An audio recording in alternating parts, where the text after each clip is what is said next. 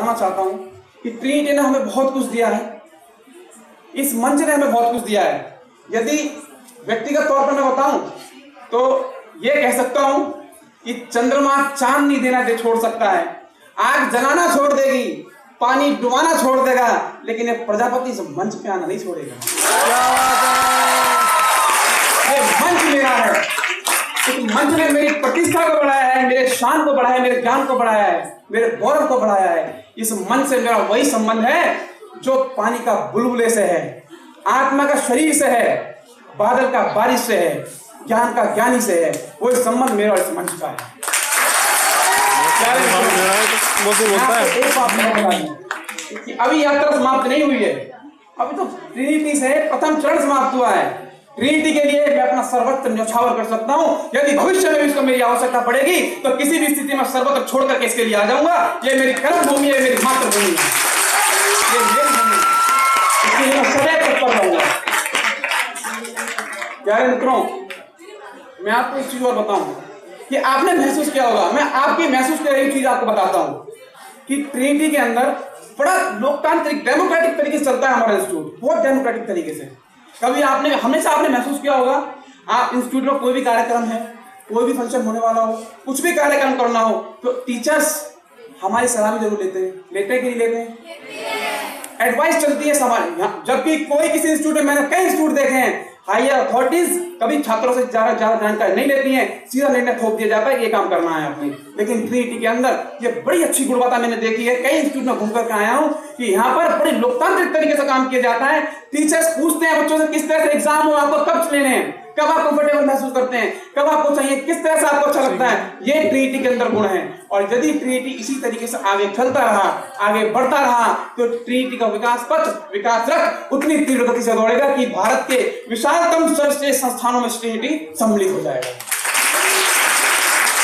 मैं आपको यह भी बता दूं प्यारे मित्रों कि ट्रिनिटी, मैं ज्यादा पुरानी बात नहीं करता, चलिए मैं कल ही की बात आपसे करता हूं कि ट्रिनिटी के अंदर कितना लोकतंत्र है, कितना डेमोक्रेटिक तरीके से ट्रिनिटी चलता है।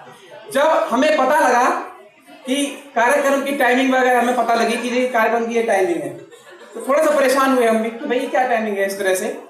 तो हम सब उठ करके घरों पे खाली बैठने को काम तो है नहीं, और चलो एक बार इसको भी देख लेते हैं कि हम आए। प्रिंसिपल मैडम थी नहीं, चेयरपर्सन मैडम, मैं आपको बताना चाहता हूँ कि प्रिंसिपल मैडम से हमने बात करना चाहा, थी नहीं उस समय, चेयरमैन सर से मिलने के लिए गई।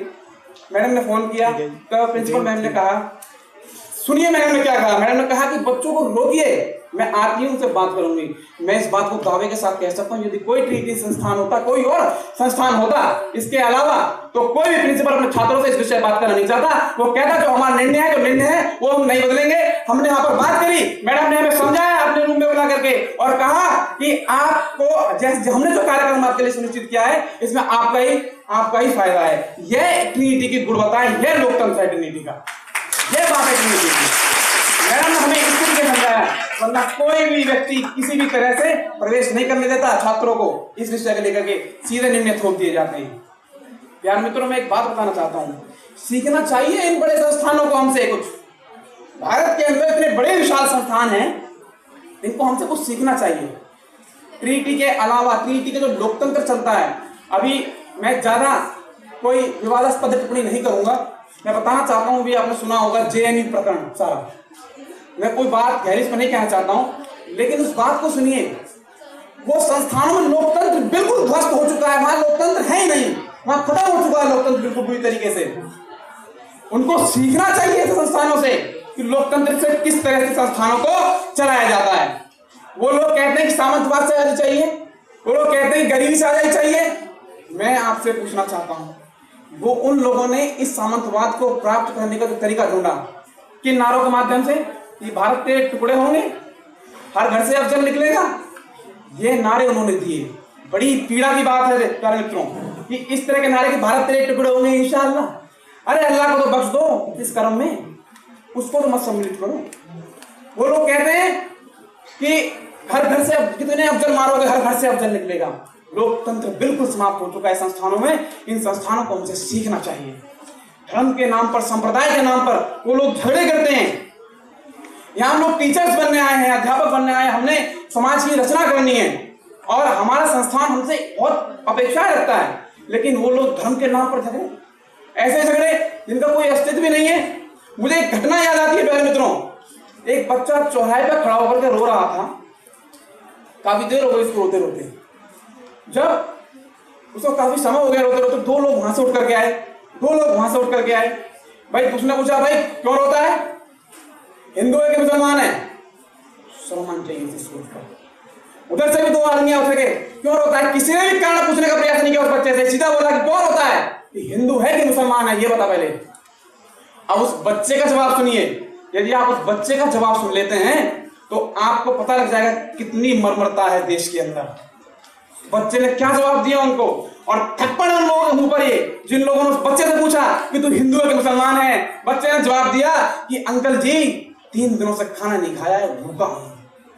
अरे जिस देश में रोटी के लिए आप बच्चे को रोटी के लिए नहीं तरस रहा है, इस पेट की भूख ने सारी धर्म की दीवारें तोड़ दी। उसने अपना धर्म नहीं बताया कि मैं हिंदू हूं, मुसलमान हूं, उसने बताया कि मैं भूखा हूं। अरे इस धर्म की दीवारों को तोड़ दो। धर्म तो लोगों को दिए गए थे अच्छे से जीवन बिताने के लिए, लेकिन लोगों ने धर्म सत्ताएं उठा ली, धर्म कक्षाएं बना ली, धर्म गुरु बन गए। ऐसी मानसिकता समाप्त होने लायक है। ये लोग वो हैं जो देश का नाम सर्वत्र पूरे संसार में मिटा देते हैं। एक वो लोग थे जिनको हम आज भी याद करते हैं तो उनको याद करने के बाद हमारा छाती गौरव से फूल जाती है। मैं बताता हूं आपको स्वामी विवेकानंद जी की कथा है।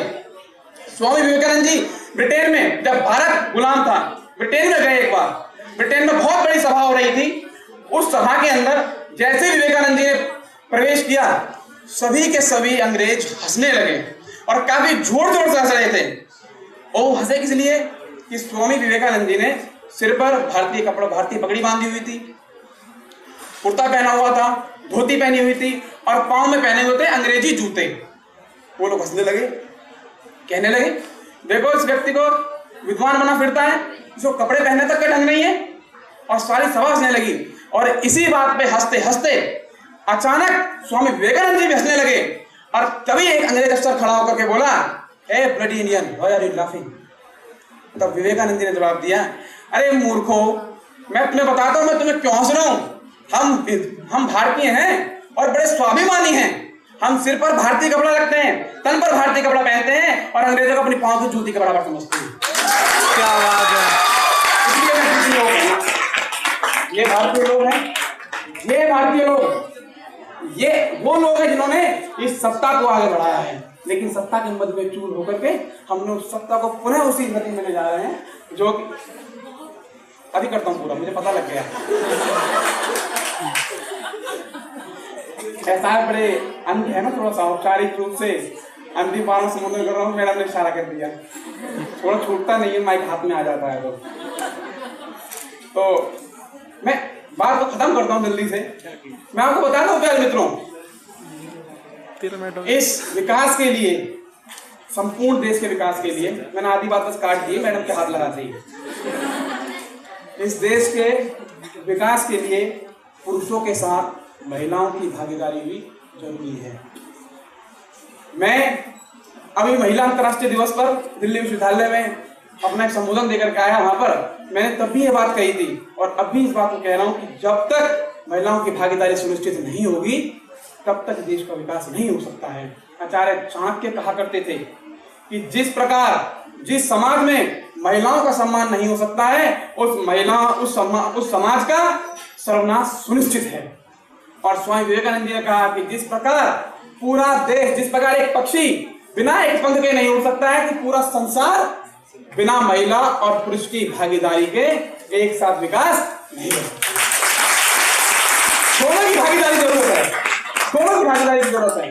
महिला और पुरुष में से जो मतभेद थे उनको समाप्त करना होगा, खत्म करना होगा उन मतभेदों को। मैं बताना चाहता हूं प्यारे मित्रों आपको, जब एक पिता अपनी पुत्री को अपने घर से विदा करके भेजता है, अपने कलेजे के टुकड़े को आपके घर भेजता है, और जो महिला आपके परिवार को शिक्षित करती है, आपका वंश चलाती है और आपको आवश्यकता पड़ने पर कमा के भी खिलाती है, उस परिवार से, उस महिला से तुम टीवी, फ्रिज, कूलर, एसी की मांग रखते हो? शर्म ऐसी सोच पर, कर ऐसी सोच पर, छोड़ देना चाहिए ऐसी सोच को। प्यारे मित्रों, बस मैं यही कहना चाहूंगा कि महिलाओं की भागीदारी को सुनिश्चित करके चलिए, तीव्रता से चलिए। महिलाओं का विकास हो रहा है, महिलाओं के विकास में बहुत बड़ी बाधाएं हैं, उन बाधाओं को दूर करना होगा। और मैं तो बताता हूं कि महिलाओं की सबसे बड़ी जो विकास है, मैं अपना व्यक्तिगत दृष्टिकोण बताऊंगा आपको कि महिलाओं के विकास में अगर सबसे बड़ी बाधा है तो घर से शुरू होती है। घर से शुरू होती है। वो बाधा कहां से शुरू होती है, कोई बता सकता है? कोई बता सकता है? मैं बताता हूं। वो बाधा शुरू होती है सबसे पहले टीवी से। महिलाओं के विकास में सबसे बड़ी बाधा है टीवी।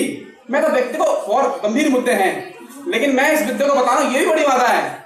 ससुराल सिमर का नागिन, भाभी जी घर पर हैं। ये ऐसी कड़ियां हैं, 8 बजते नहीं कितना इंपॉर्टेंट प्रोजेक्ट को छोड़ दिया, टीवी के आगे बैठ जाते हैं। तो इसने महिलाओं को बड़ा बुरी तरीके से बांधा हुआ है। इनसे थोड़ा सा ऊपर करके आइए, अलग होकर के आइए। बेटा और बेटी में ज्यादा अंतर मत रखिए। बेटा अगर वंश है तो बेटी अंश है, बेटा तन है तो बेटी मन है, बेटा भाग्य है तो बेटी विधाता है, बेटा दवा है तो बेटी दुआ है, बेटा शब्द है तो बेटी अर्थ है, और बेटा संस्कार है तो बेटी संस्कार है। और इसी के साथ अपने शब्दों को समाप्ति लेता हूं और अपना